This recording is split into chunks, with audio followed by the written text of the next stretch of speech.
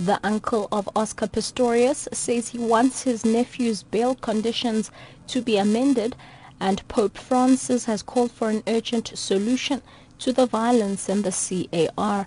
Ambosiso Hadebe with the latest news update.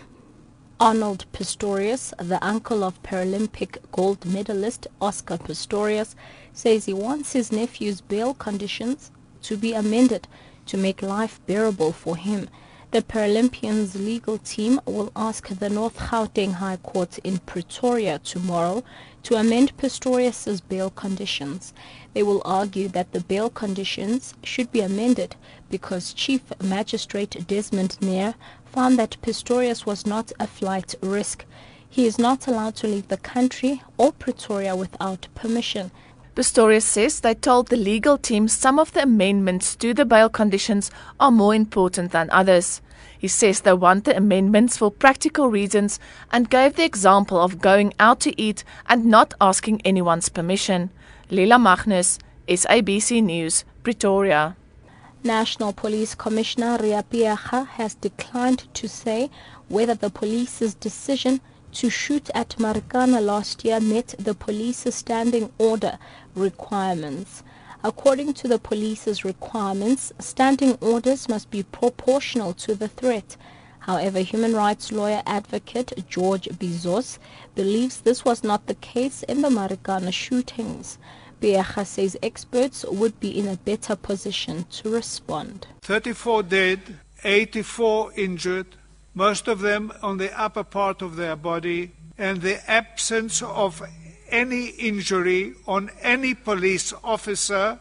The action of the police was proportional. I am hoping that the debates from the experts and from the commanders and the outcome of this commission would give a judgment on that. I am not qualified and I don't feel comfortable to give an answer on the proportionality matter. The National Energy Regulator of South Africa, NERSA, has turned down Eskom's application to increase its revenue over the next 5 years to just over 1 trillion rand. NERSA's Tembani Bukula has told Parliament that the revenue application has been trimmed by R1 billion to around 906 billion rand.